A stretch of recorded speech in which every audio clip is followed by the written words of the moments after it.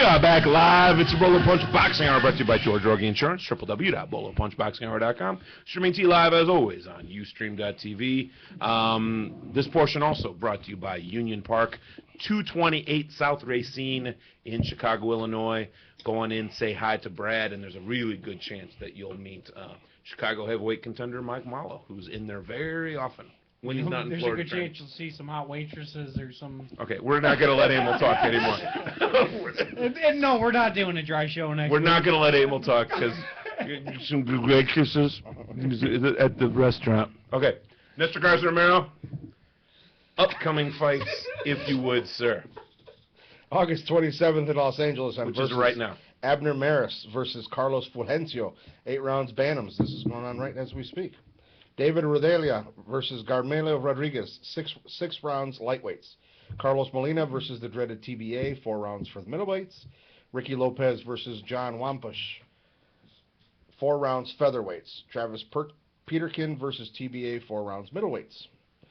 That is a different Carlos Molina than the one from Chicago. Yep, we've also got Mighty Mike Arnudis is taking on Elidio Julio. 10 rounds for the junior welterweights. Yes. August 28th on Friday Night Fights, the season finale, Juan Urango versus Randall Bailey, 12 round for Urango's IBF junior welterweight title. Tavoris Cloud versus Clinton Woods, 12 rounds for the vacant IBF light heavyweight title. So that's called the night Tavoris Cloud got his first belt. That's what it's going to be called. Yeah, this is a big night for Randall Bailey and Tavoris Cloud, a couple guys that are basically from the Chicago area. Yep. And I'm excited to see it. It's a big finale for ESPN. Their Friday night fights. They are having one more, I guess, special event a couple weeks from now. But their season's basically officially over after this week. So make sure you check this. It's a big card, man. Those two guys. It's not your normal, the 4. You get a 10-round fight and then or an 8-round fight and then you get a 4 and then they are a 6 or whatever they're packing it in. They're packing it in. And make sure you tune in next week for Thursday night's Bolo Punch Boxing Hour. We're going to have Tavoris Cloud or Randall Bailey or both. It's very, very possible that we'll have both. We're definitely going to have both of them within the next coming weeks. Very possible that both of them are live next week. That's why they both win.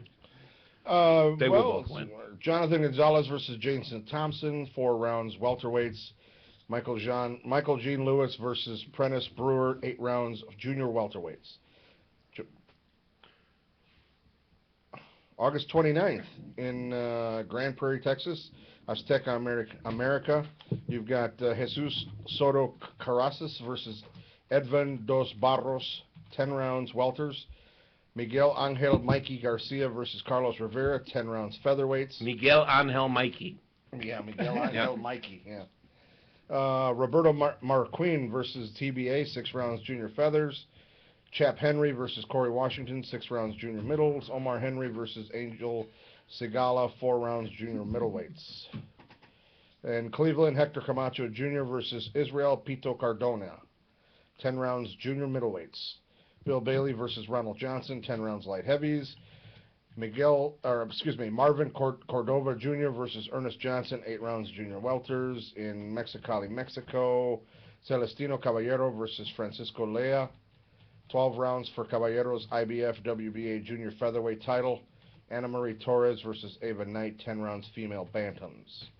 In Honolulu, Brian Valoria versus Jesus Uribe, 12 rounds for Valoria's IBF junior flyweight title. AJ Banal versus Jose Baranza, 10 rounds bantams. Dennis Lorente versus Zaid Zaleta, 10 rounds junior welterweights. Alfonso Gomez versus Raul Munoz, 12 rounds junior middles. In Halle, Germany, Victor Emilio Ramirez versus Marco Huck, 12 rounds for Ramirez's WBO cruiserweight title. That ought to be a good fight. Oh yeah, Huck is who we were talking with BJ Flores with last week about. Yep. Layman Brewster versus Gemba Olokin versus 8 rounds heavyweights.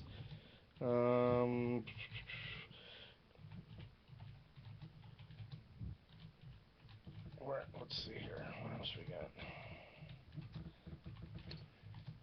And that should do it. Yeah, that'll get us through the next. Take us through the next That'll get week us or through so. definitely through the next week. There's a lot of fights this week. How Not many? very many are televised, I though. was just about to say how many of them are going to be televised. Kind of for us, cool. though? Brian Valoria, the Hawaiian Punch, is actually Fighting in Hawaii, Honolulu. but he's not Hawaiian.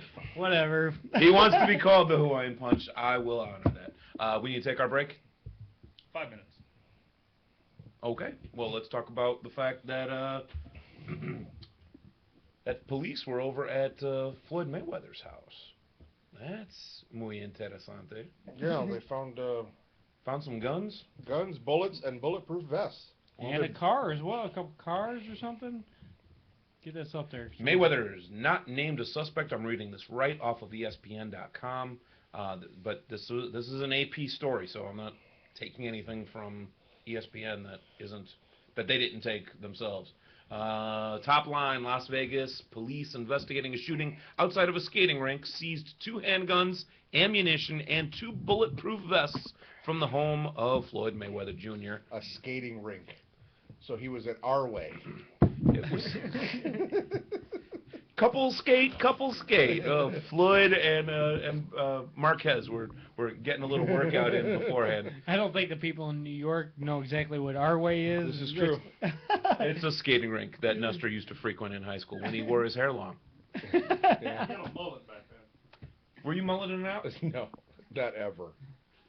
You have to understand, I grew up with General Patton. My father would never let the hair touch my ears, for that matter. So You never had long hair? no, What? never. A Latino in the 80s didn't have long Never. hair? Never. You're full of shit. I swear to guarantee it. God. I swear to God, I've never had long hair in my life. Really? Ever. Okay. All right. That's like impossible for me to believe. Anyway, All right, that is I've not seen- what we're here to talk about. You're gonna have to write on a sheet of paper, Nestor's hair. Yeah. Yep, and Nestor's hair. Yeah, 6 Nestor's hair. All right. This show doesn't look like we did anything cool on paper except talk to Polly, But Mayweather, which is starting to become true. it's pretty interesting seeing that he had all these guns. I mean, you see the football player, Plexico Burress. He's going to jail for 2 years, basically because of at least 2 years, 'Cause he's possibly an 3 idiot. years. And he already- No, He already he's already agreed. done 2 years. Yeah, it's 2 years. 2 years. It's done. He's already done his plea agreement. It's 2 years period. yeah, and if he would have went to court, it would have It would have been a very- minimum clear. of 3.5. So I mean, this incident says he's not a suspect here, but just be associated with all that, it's not very good for your name. Mayweather was actually on Monday Night Raw this week as well. I'm actually wondering how his name hasn't been attached to other things in the past. He just took 2 years off from boxing. And he sat there with all that money and money problems on top of that. I think that speaks volumes about him, that he's so, I don't like the fact that he's so focused on money, but he didn't go out and do the NFL thing, which is you carry a sawed-off shotgun in your jacket. He didn't start a dogfighting ring. He didn't get crazy on drugs. He didn't drive over somebody and then drive 4 states away. And actually, it looks like he didn't do anything here because he's named not a suspect. That's the headline. Yeah, he just happens to be in the wrong place at the wrong time. He knows a guy who likes to shoot people. He knows a guy. It's not him. It's not him. Yeah, Mayweather still has the plays well. I think with others part of that is the people that he surrounds himself with. I mean, he's got a lot of good guys around him that help that's him. the issue with a lot of these guys is that where they grew up and who they surround themselves with, and at this point now it's tough to get away from who you were. And Mayweather keeps a lot of his family, but he does have other guys too that help him out. Yes. With that, let's go ahead and take our last break of the night. We'll be right back with our Golden Leaf fighter you should know, and we do have one more fight of Polish importance that we're definitely going to need to talk about. So our resident Polak Emil, we'll be right back.